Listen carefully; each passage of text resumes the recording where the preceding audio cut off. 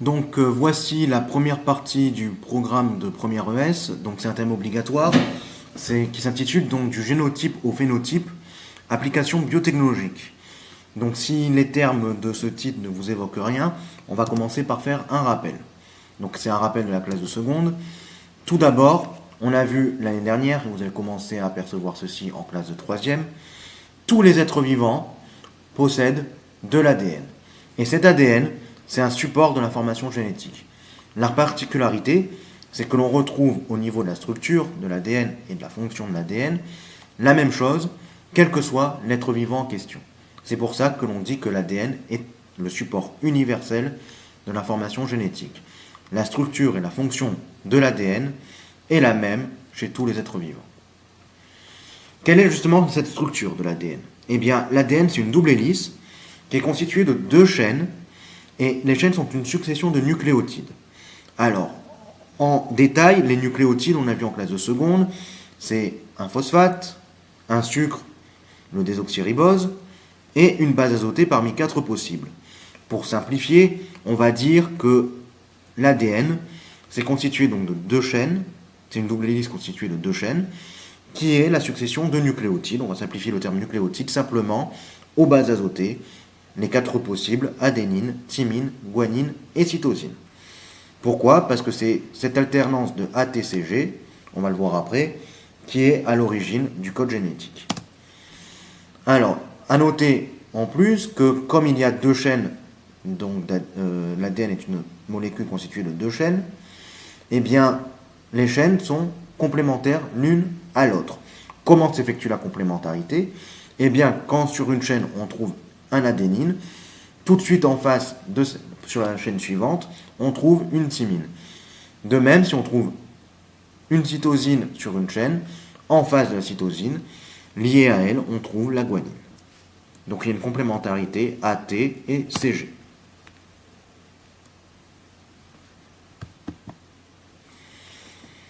Alors maintenant, on va voir exactement ce qu'est un gène. C'est un rappel de la classe de l'année dernière. Un gène, c'est une portion de la molécule d'ADN, donc c'est juste un fragment de cette molécule, qui code pour la formation d'une protéine. Alors j'ai mis entre guillemets protéine, puisque si on devait être parfaitement rigoureux, ce n'est pas forcément la formation de toute une protéine fonctionnelle, mais d'une portion d'une protéine fonctionnelle. Donc on va dire un polypeptide. Et comment s'effectue le code? Eh bien c'est la succession de nucléotides, c'est ce que j'ai dit avant, qui va constituer le message codant dans la succession des ATCG. Et selon comment est fait cette succession, eh bien on va avoir un code différent à chaque fois pour la formation d'un polypeptide. Donc on retient bien, un gène, c'est juste une portion de l'ADN, donc une portion de nucléotides qui vont coder pour la formation d'une protéine, entre guillemets. Donc là, sur le schéma, on voit en détail. En haut à gauche, on voit donc une cellule dans laquelle on trouve des chromosomes. Les chromosomes ne sont visibles que lors de la division cellulaire, je le rappelle. Mais c'est quoi un chromosome? Eh bien, en zoomant un peu, on voit que les chromosomes, c'est simplement une molécule d'ADN enroulée. Si on déroule la molécule d'ADN, là à droite sur le schéma, on voit donc une double hélice constituée de deux chaînes. La chaîne la chaîne constitue le nucléotide, et on voit la complémentarité des nucléotides, A avec T et C avec G. Des définitions de rappel, donc c'est des définitions que vous avez déjà vues l'année dernière en seconde, mais que vous êtes obligé donc de connaître pour ces classes de première ES, afin de comprendre tout ce que l'on va faire par la suite. Donc, déjà le type, c'est du génotype au phénotype. C'est quoi un génotype? Eh bien, c'est l'ensemble des allèles d'un individu qui sont portés par l'ADN d'une cellule somatique de cet individu. La définition est complexe, on va un petit peu la détailler. Le terme d'allèle, on va le revoir après, c'est les différentes versions d'un même gène. Et une cellule somatique, dans somatique, il y a le mot soma qui veut dire corps. En fait, il y a deux grandes catégories de cellules. Les cellules somatiques d'une part, les cellules germinales d'autre part. Les cellules somatiques, c'est les cellules du corps, c'est-à-dire les cellules qui ne vont pas être à l'origine des gamètes. C'est-à-dire c'est toutes les cellules qui ne donneront pas par la suite, en se différenciant, des cellules germinales, des gamètes, c'est-à-dire spermatozoïdes chez les hommes et ovules chez les femmes. Donc c'est toutes les cellules qui ne donneront pas des gamètes, les cellules somatiques. Qu'est-ce que c'est un gène maintenant? Eh bien c'est ce que j'ai dit tout de suite avant, je le répète parce que c'est super important, c'est un segment de la molécule d'ADN qui code pour un polypeptide, ou alors entre guillemets, on peut utiliser le terme protéine.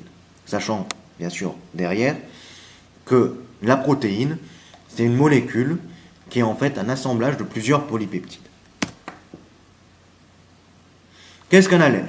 Donc on a utilisé le terme allèle dans la définition de génotype. Un allèle, donc ce sont les différentes versions d'un même gène.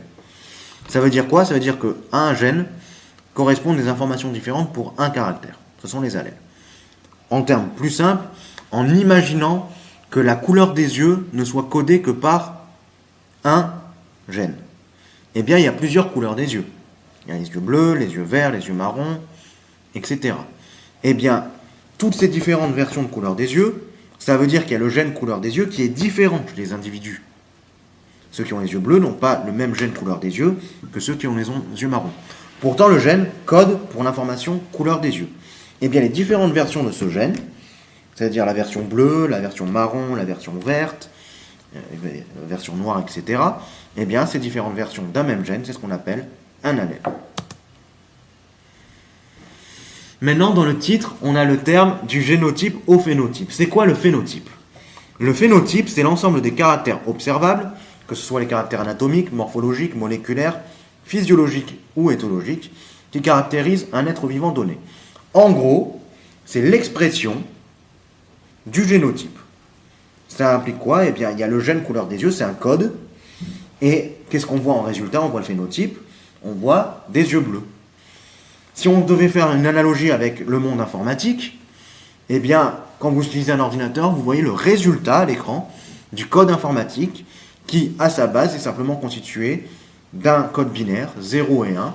Le courant passe pas. Pourtant, sous vos yeux, là en ce moment, vous n'avez pas des 0 et des 1, vous entendez ma voix et vous voyez le cours apparaître. Donc c'est ça, le phénotype, c'est l'expression du code. Donc c'est l'expression du génotype. Maintenant, le terme caractère, qu'est-ce que c'est? Ben, c'est un petit peu mal dit, mais malheureusement, je n'ai pas trouvé une meilleure définition. Un caractère, c'est une caractéristique d'un être vivant donné. Et une caractéristique, ça peut être plein de choses. Caractéristiques anatomiques, physiologiques, comportementales ou psychologiques. Alors, tout à l'heure, dans la définition de phénotype, j'ai utilisé le terme éthologique. Eh bien, éthologique, l'éthologie, c'est l'étude du comportement des êtres vivants. Donc, quand on a une caractéristique comportementale ou une caractéristique éthologique, ça veut dire la même chose. Maintenant qu'on a